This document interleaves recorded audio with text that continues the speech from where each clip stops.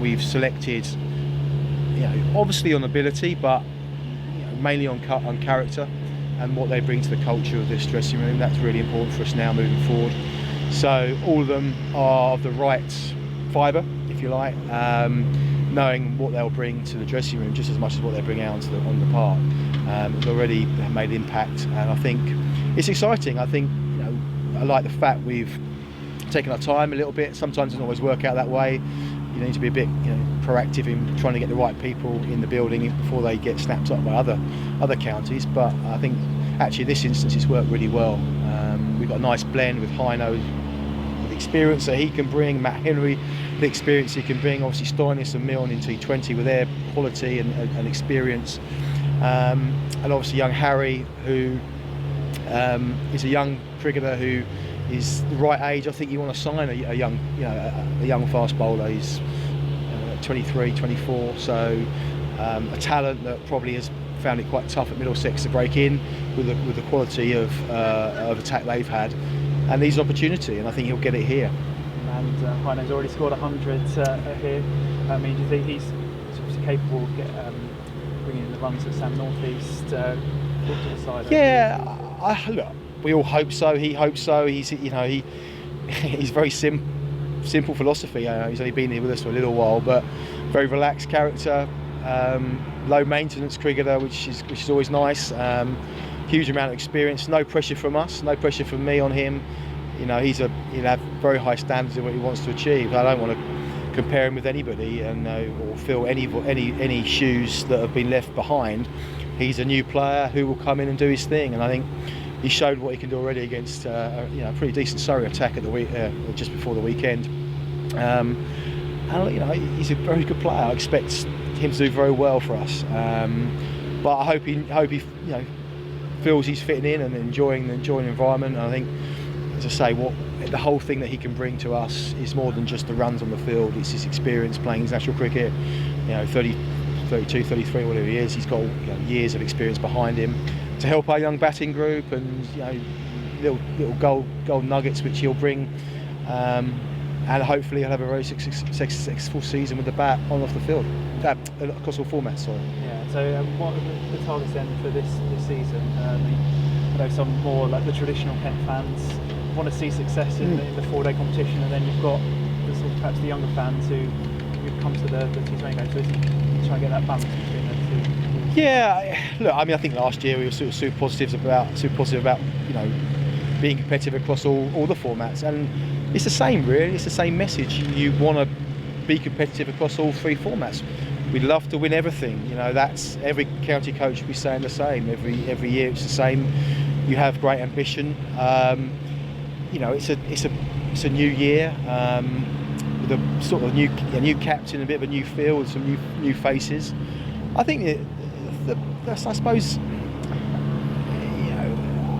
the ambition for me this year is to make sure we create a culture that remains in place all year.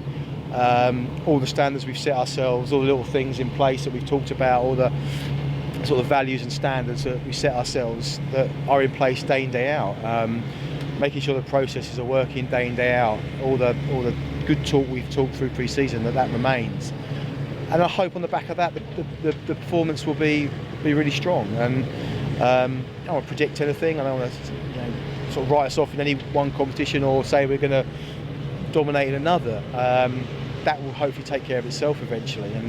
And look, I think our T20 side is very exciting. Out of probably all the three sides, three formats we play, and I think T20 is extremely exciting with the dynamic team we've got and the skills on show, and obviously Stoinis coming in and Milne coming in gives us real sort of depth and quality. But look, if we get it right and we stick together as a team during the 4-day competition, you just never know. And I think as Worcester proved last year, they probably weren't touted as favourites to go up. They stuck together and did the right things well enough, the basic things well enough over the course of the season, and got their rewards. So one step at a time, but I'm really looking forward to what might be. Are you happy with the preparation so far, how they've gone? I mean, we've not been able to get outside in this country as much as you would have liked, but are you happy with how things are going? Yeah, really happy. I think it's been a bit of a sort of fragmented pre-season, unusual for Kent. We're usually very lucky with the weather. It has been a bit disjointed at times, I have to say, on and off. Days we've had to miss due to the weather. But the ground staff have been absolutely outstanding. I have to say that publicly. I think they deserve a huge amount of credit for what they've done. It's never easy being a groundsman this time of year when there's weather around, but they've worked tirelessly to get wickets for us, get the ground fit for us. It's been a bit of a slog from the times, but they've managed to get us out more than I thought they would. And when we practice, it's been high quality, and I think that's all you ask, even if it's not as much as you'd like. When they do turn up and practice, it's of the best quality that you can expect. They've been brilliant. So the lads have cracked on, no moans and groans with slightly greasy surfaces or wickets slightly slow they would like, or have to be in the indoor school a bit more than we would like, but they've cracked on with it, and it's been as good as we can expect it with the weather that we've had. Brilliant, that's all. Just a couple from me, if that's all right, Matt. Just on the game against Surrey, obviously Zach Crawley, Heineken looks good with the bat. Yeah. Who impressed you with the ball? I think the most pleasing thing with the ball was it was a real good all-round performance. I thought we started brilliantly with Ivan and Harry. I thought the way they set momentum for the rest of the innings was excellent. But I think everyone contributed really nicely. I don't think anyone sort of had a poor day at the office. Will Gidman bowled beautifully. Hags, when he bowled, he bowled 6 overs, but bowled really nicely. I thought Adam Riley, who's made great strides this winter, has really impressed. Matt Hunt. I thought it was a real team effort actually, and I think that's kind of what you want, and kind of what we've been striving for this pre-season, is to make the group understand that we're a unit, and it's not just relying on one or two to do the business on any given day. That we'll be successful if everybody is firing and working hard as a group. So that, from that point of view, it was really encouraging. And Harry Podmore's coming. Is he someone you were looking at for a while, or is your hand forced a little bit with the injury to Mitch Keilan? No, I think he's someone that's certainly been on the radar for quite a long time actually. He's a very talented young lad. His name's been around for many years. Of the promise that he brings. It was quite a quick one in the end. I think we were looking to recruit another bowler. There wasn't a huge amount out there. Harry's name then came up. Obviously, sort of, he's still with Middlesex. So, look, as I said, I think he's a very talented young man. For him, unfortunately, he's been thrown a bit of a tough hand with the bowling attack that he's with. With the likes of Finn, Roland Jones, Harris, Murtagh, Fuller, Helm. He's found himself sort of quite low down the pecking order there, and that's not detracting away of what a good bowler he is. So he's found it frustrating. He's been on loan, various counties over the last 2 or 3 seasons, which I think he's found tough. And we wanted to see if he wanted a new home, if you like, and came down with us and enjoyed the time he was with us. And I think he felt that it was the right move to make. So it's really benefited us, a young bowler that can be with us hopefully for a number of years and grow and develop and have some opportunity to play.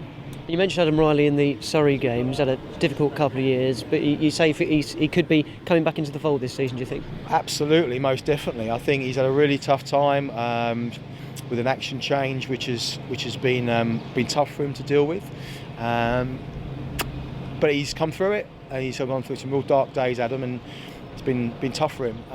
But he's really leapt forward, I think, this winter, and sort of looked very positively of what he's been doing, and just gone with it. And he's bowled beautifully in Antigua, and he's been brilliant this pre-season. I'm really pleased for him. Really pleased he's bowling competitively now, and certainly he's in the frame. And I think with him and Imran and obviously James Trevor, we've got 3 spinners there, all offer slightly different things really, but it's nice to have the option, and I think it's important that they're competitive and pushing each other for a spot. And a word on the batting as well. Zach Crawley looked good in that game against Surrey. Will we see a bit more from him this season, do you think? Hopefully lots. Yeah, hopefully lots. Look, he's a very promising young cricketer, Zach. He's come through our system. He's a young player, so he's got still a lot of work to do, Zach, but he has all the attributes. He has all the attributes, and I think that stood out very clearly from when I sort of stumbled across him in the academy 3 or 4 years ago now.